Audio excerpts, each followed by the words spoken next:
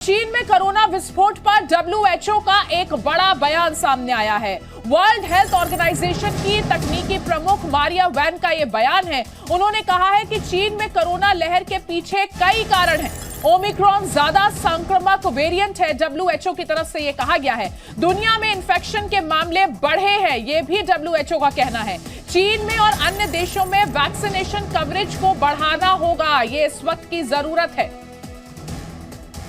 There's a lot of reasons for this surge that we're seeing in China, but also elsewhere. So, as you know, some of the restrictions around the world, a lot of the restrictions around the world have been eased, and Omicron, the latest variant of concern, is the most transmissible variant we have seen so far, including all the subvariants that are in circulation, more than 500 of them. And so we will continue to see surges of infection around the world. The question is the impact. And we have seen a decline in the impact of COVID-19 over the last year, for sure, because we have population level immunity that is increasing. Now, clearly what we need to do in all countries, including in China, to increase vaccination coverage in those who are most at risk. और जी media संवाददाता शुभांग ठाकुर इस वक्त हमारे साथ live जुड़ गए हैं। शुभांग, आज कोरोना की स्थिति को लेकर समीक्षा बैठक होनी है। दिल्ली में मुख्यमंत्री अरविंद केजरीवाल ये बैठक करने वाले हैं और यूपी में योगी आदित्यनाथ भी एक हाई लेवल मीटिंग करने वाले हैं। इससे जुड़ी क्या जानकारी है? और जी बिल्कुल अदिति, देखिए जो लगातार कोरोना के बढ़ते मामले जापान और चाइना में देखे गए, उसके चलते पूरा भारत इस वक्त अलर्ट मोड पर है। केंद्रीय मंत्री ने ये तक कहा था कि सभी जो राज्य हैं उनको सतर्क रहने की ज़रूरत है। साथ ही जो हालात चाइना में और जापान में देखे गए, उसके मुताबिक फ़िलहाल जो भारत के हालात हैं वो काफ़ी बेहतर है। साथ ही 200 करोड़ से ज़्यादा जो वैक्सीन्स हैं वो भारत में अभी तक लगाई जा चुकी है। लेकिन इसके चलते जो बाकी राज्य हैं, जैसे कि दिल्ली और यूपी के जो सीएम हैं, दोनों ने आज एक अहम बैठक बुलाई है जिस पर वो बात करेंगे। आज की मुख्य यही बातें होगी कि क्या जो तैयारियां हैं कोरोना को लेकर के, जो पहले जब कोरोना चरम सीमा पर था तो ऐसे में सिलेंडर्स की कुछ दिक्कत देखने को मिल रही थी। साथ ही ये देखा जा रहा था कि जो एम्बुलेंसेज हैं उनमें उनकी कमी हो गई थी। तो ये लगातार ऐसी कुछ बातें करेंगे। वहीं अगर दिल्ली की हम बात करें, तमाम अहम मुद्दों पर बात होगी। दिल्ली और यूपी दोनों जगह कोरोना को लेकर मुख्यमंत्रियों की अहम बैठक होनी है। इस बीच एक और बड़ी खबर आपको दे दें, चीन से कोरोना को लेकर ये बड़ी खबर आ रही है। तेजी से फैल रहा है BF7 वेरिएंट। बीजिंग में अस्पतालों में बेड्स की भारी कमी हो गई है। चीन में तेजी से संक्रमित हो रहा है मेडिकल स्टाफ भी। कई शहरों में शमशान घाटों पर भारी भीड़ है। 24 घंटे यहां पर शव लाए जा रहे हैं।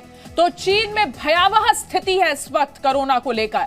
यह बड़ी खबर इस वक्त कोरोना में कई लोगों के मारे जाने की खबर है, कई लोगों की मौत की खबर है। तेजी से फैल रहा है BF7 वेरिएंट। जो बीजिंग के अस्पताल हैं उनमें बेड्स की कमी हो गई है। मेडिकल स्टाफ भी लगातार संक्रमित होता जा रहा है और तेजी से संक्रमित होता जा रहा है। कई शहरों में मेडिकल स्टाफ इस वक्त चीन में संक्रमित है।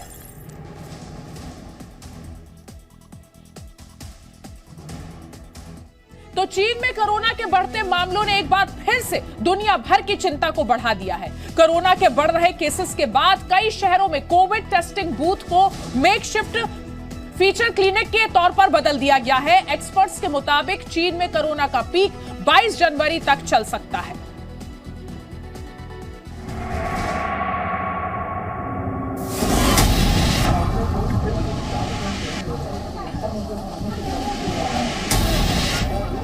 चीन में कोरोना के महाविस्फोट से एक बार फिर दुनिया सहमी हुई है। दुनिया वहां की तस्वीर देखकर दहशत में आ गई।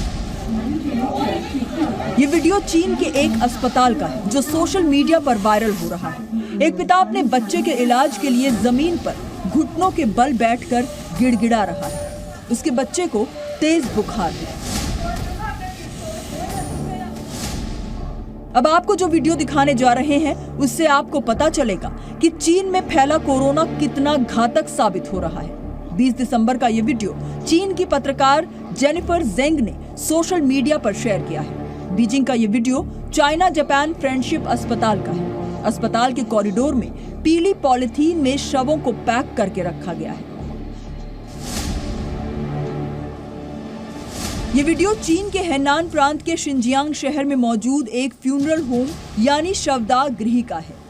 शवदाह गृह में डेली अंतिम संस्कार के लिए आने वाले शवों की संख्या इतनी ज्यादा है कि फेयरवेल रूम में रेफ्रिजरेटेड कैबिनेट्स की एक नई लाइन ही लगानी पड़ी।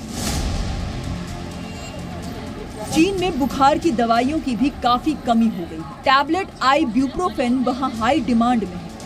जियांगसू प्रांत के नानजिंग शहर में बुखार की टैबलेट खरीदने पर लिमिट लगा दी गई है। एक व्यक्ति एक बार में बुखार की सिर्फ 6 टैबलेट ही खरीद सकता है। चीन के कई शहरों में कोविड टेस्टिंग बूथ को मेकशिफ्ट फीवर क्लिनिक में बदल दिया गया है। चीन के हेल्थ एक्सपर्ट्स के मुताबिक कोरोना की नई लहर की वजह से वायरस के नए वेरिएंट पैदा हो सकते हैं। अगले 15 दिनों में चीन में कोरोना के गंभीर मामलों में उछाल आ सकता है। चीन में कोरोना का पीक 22 जनवरी तक चल सकता है। 22 जनवरी के बाद केस घटने शुरू होंगे।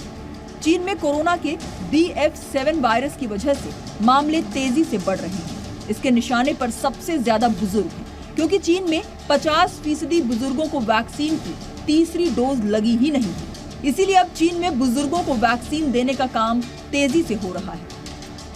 इस बीच अमेरिका ने चीन को वैक्सीन से मदद करने का ऑफर दिया है।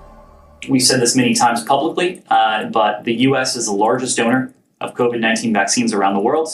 We're prepared to continue to support people around the world, including in China, with this and other COVID-related health support. लेकिन चीन ने अमेरिका का ऑफर ठुकरा दिया। ग्लोबल टाइम्स के मुताबिक चीन के विदेश मंत्री ने कहा कि डिमांड पूरी करने के लिए चीन के पास मेडिकल सप्लाई पर्याप्त मात्रा में है। चीन अंतर्राष्ट्रीय समुदाय के साथ सहयोग करता रहेगा। लेकिन चिंता सिर्फ चीन की ही नहीं है। कोरोना दुनिया के दूसरे देशों में भी सर उठा रहा है। एक हफ्ते में दुनिया में कोरोना के 35 लाख नए मामले सामने आए हैं। इसीलिए कोरोना को लेकर अब फिर से एक बार कमर कसने की जरूरत है। ब्यूरो रिपोर्ट, जी मीडिया।